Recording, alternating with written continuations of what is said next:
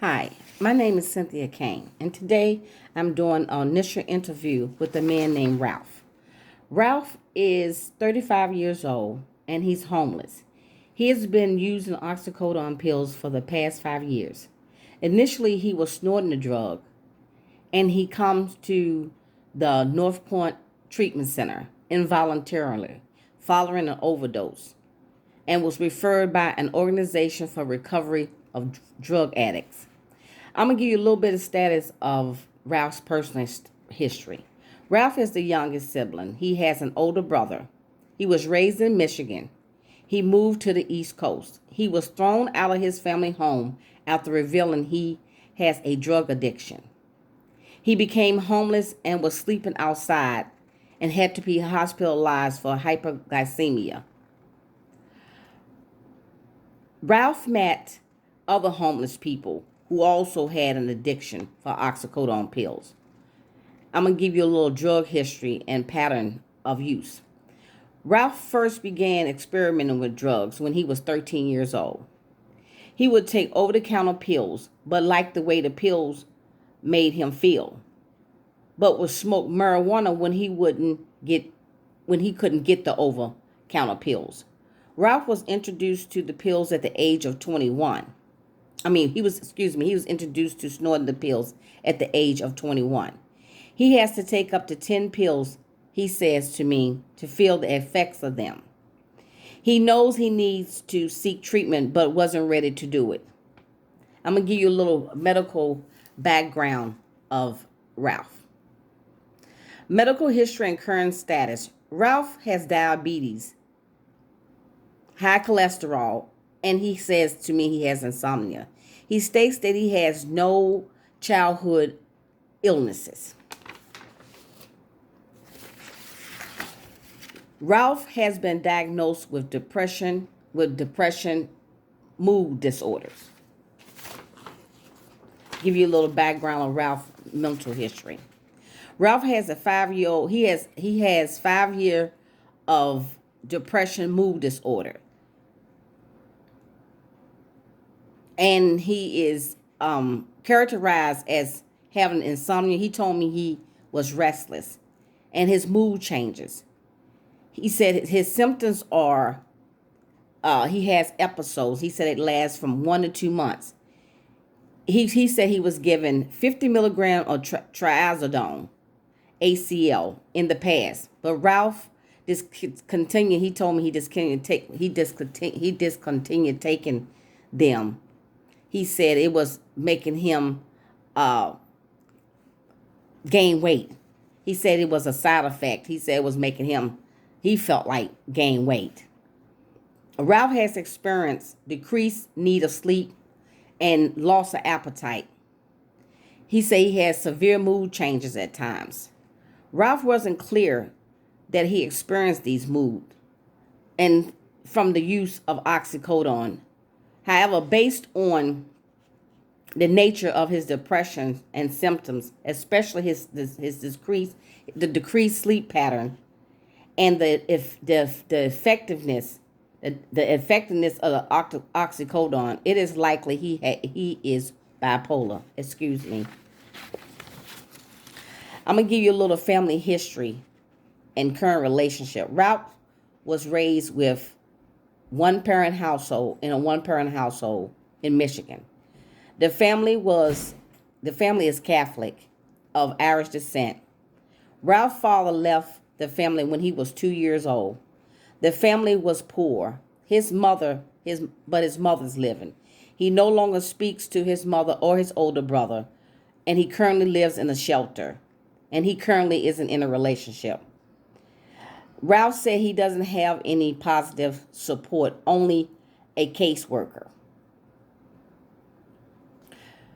Give you a little bit. He told me also too, when I was doing the interview with him, a little bit about any legal problems he was having. Ralph, he told me he was arrested for petty theft on 3 separate occasions. He was arrested for trying to purchase oxycodone in Baltimore 5 months ago. and was tested positive for oxycodone. He said that the courts mandated him for treatment. And if he didn't comply, he would have to serve 2 years in jail. Now I'm going to give you a little bit of background of Ralph's education history. Ralph is a high school graduate, but he did not but he wanted to go to college. He said, but he didn't feel like he could go to college due to his addiction from the oxycodone. And that's all that he's given me for the education. He also gave me a little bit background on his employment history. Ralph is currently unemployed, and in the past he has worked as a janitor. Ralph said he had been fired from 4 different places of employment for excessive lateness and sleeping on the job. Also, too, we got to the section for the readiness for treatment. Ralph said that he was court mandated for treatment, and the court is requiring him to receive treatment. He says he is ready for change. He said he would like to stop using drugs. Ralph is in the contemplation stage. Ralph said he feels like he definitely needs mental help, and Ralph is in the contemplation stage. Let me give you a little bit of his strength, resources, and responsibilities.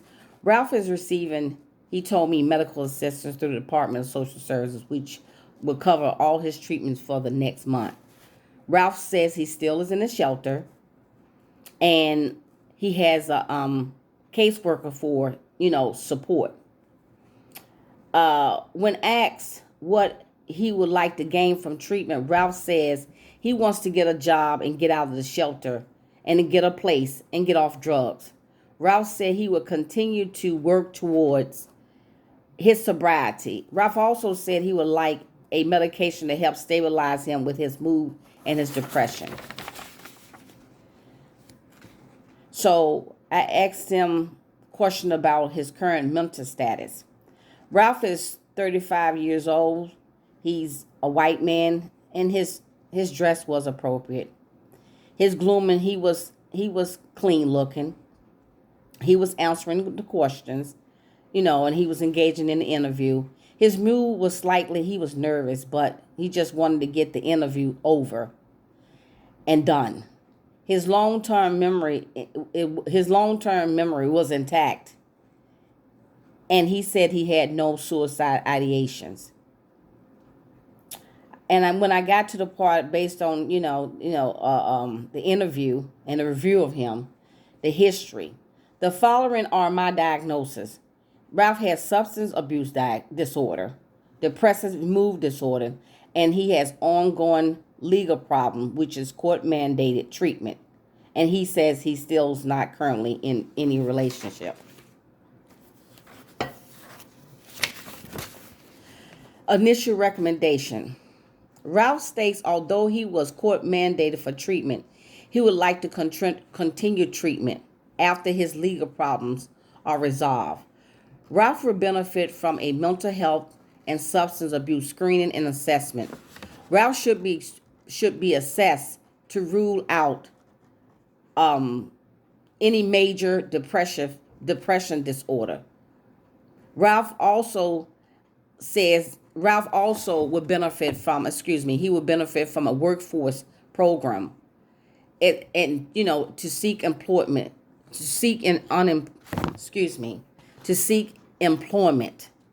as long as he can continue treatment. And I would like for him to be in group counseling, and that would be 3 times a week. So this concludes my interview. And I thank you. And I thank Mr. Ralph for giving me the interview. He did not want to speak on camera, and he didn't want his voice on audio. So this is why I'm doing the interview solo myself. Thank you.